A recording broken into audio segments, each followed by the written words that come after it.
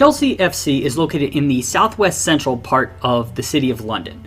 Funny enough, the club's home ground is actually in the Fulham neighborhood, not the Chelsea neighborhood.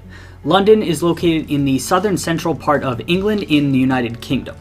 Chelsea currently play in the Premier League. The club's home ground is called Stamford Bridge, which was built in 1905 and holds 41,623 people. Chelsea FC's founding story begins in 1904 when Gus Mears bought the London Athletics Club and some surrounding property. His goal was to build a soccer stadium and lease it to an already established local club. Mears began building Stamford Bridge and invited Fulham FC to move into the stadium, but Fulham declined. Mears considered then selling the property, but was persuaded to start his own soccer club by Frederick Parker. Mears was an amateur soccer player in his youth and absolutely loved the game, so he took to this idea. On March 10, 1905, at the Rising Sun pub, Mears, along with a handful of other founding directors, started Chelsea FC as a way to utilize Stamford Bridge. The club still needed to find a league to play in, and on the back of their new state-of-the-art stadium, plus strong player signings, they were admitted to the Football League's Division II. Chelsea were the first and so far only club to have ever been admitted to the Football League without ever having kicked a ball first. Chelsea have two nicknames that I'd like to discuss: the Pensioners, which is their old nickname, and the Blues, which is their current nickname.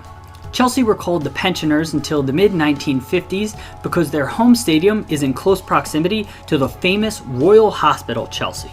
The hospital houses British war veterans who are known as pensioners. The club adopted the crest of the Pensioners in 1905, which we'll show in our next segment, and carried the nickname of the Pensioners until Ted Drake became manager in the 1950s. Drake was strongly against the nickname due to his belief that it made the club seem old. So since Chelsea played in blue kits, fans began calling them the Blues, which has been the club's nickname ever since the 1950s. As we just discussed, Chelsea's original crest was that of a pensioner. It looked like an old war veteran with a hat, beard, and war medals on his chest.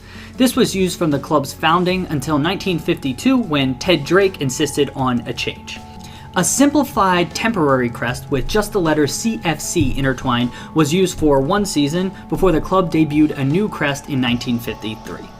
In the new crest, a blue lion holding a golden staff was in the middle of a circle. The lion was a reference to the family coat of arms for the club's first president, Earl Cadogan. The golden staff, or crozier, is a reference to the Abbot of Westminster, who is the leader of the church in Westminster Abbey, the famous nearby church in London. Around the outside of the circle were 3 roses and 2 soccer balls. The roses were a reference to England, and the 2 soccer balls were obviously a reference to Chelsea playing the sport of soccer. Chelsea Football Club is written at the bottom of the crest.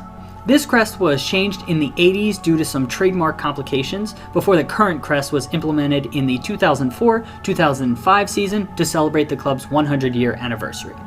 The club went back to the crest created in 1953 with a couple minor tweaks, including making the lion and crozier blue and dropping one of the roses to create symmetry in the crest. The crest used today is more or less the same crest first debuted in the 1950s, but it is able to be trademarked. A historic club like Chelsea has many important events in their history, but I'd like to discuss 4 of them in this section. On April 23, 1955, Chelsea FC beat Sheffield Wednesday 3-0 to secure their first ever First Division title. The title was a bit of a shock as most people expected Chelsea to finish in the bottom half of the table that season. But Ted Drake was able to lead the club to claim their first ever top flight championship in their 50th year of existence. The next event happened about 3 decades later. On April 2, 1982, Chelsea was sold from the founding Mears family to a businessman named Ken Bates for £1. The club had been underperforming on the pitch for years and were about £1.5 million in debt. They were in danger of going bankrupt until Bates came to the rescue. Bates wasn't exactly loved by all Chelsea fans throughout his ownership of the club, but he did steer the club back to stability and built a competitive squad over his 20 years of ownership. Then, Roman Abramovich entered the picture, which brings us to the next moment I'd like to discuss in this section. Roman Abramovich officially bought the club from Ken Bates on July 1st, 2003 for £140 million. That was a record sale for an English club at the time. With Abramovich's ownership came a huge influx of money and a changing of the way the Premier League and its clubs did business. Abramovich has attracted some of the best players and managers to Chelsea, which has seen them rise to become one of the most successful clubs in English soccer history. On May 19, 2012, Chelsea beat Bayern Munich on penalties in the Champions League final at Bayern's home stadium of the Allianz Arena. Bayern took a lead late in the match, but Chelsea was able to level in the 85th minute through club legend Didier Drogba. The match ended 1-1, with Chelsea winning 4-3 on penalties after 7 rounds of shooting. It was a wonderful redemption for the club, who had lost painfully on penalties in the 2008 Champions League final to Manchester United. Chelsea remains the first and only London-based club to have won the Champions League or UEFA European Cup. Chelsea supporters don't have any special nicknames or anything like that, but the most passionate fans at Stamford Bridge are usually located in the Shed End and Matthew Harding stand behind each goal at Stamford Bridge. Also, fans who are overseas or in other areas will generally adopt their city's name plus the name of the Blues for an official supporters club. Chelsea have had many great players in their history. 2 modern legends I'd like to highlight here are Frank Lampard and John Terry. Lampard is the club's all-time record goal scorer as a midfielder and was a model professional in every way during his long career with Chelsea. John Terry, on the other hand, was notable for both on-field and off-field exploits, of which there were many of both. He was club captain for many years and nearly spent his entire professional playing career with the club. Peter Osgood, Jimmy Greaves, Ruud Gullit, Petr Cech, Didier Drogba, Eden Hazard, and many others are worth mentioning here as well, but for the sake of time, we need to keep this thing moving. Chelsea have had a slew of great managers in their history. I've already mentioned Ted Drake, who managed from 1952 until 1961. In addition to changing the club's nickname, Drake managed Chelsea to their first ever First Division title and changed the club's philosophy with regards to training as well as scouting lower leagues for unidentified talent. Chelsea have many rivals. Fulham and Queen's Park Rangers are Chelsea's historic and closest geographical rivals.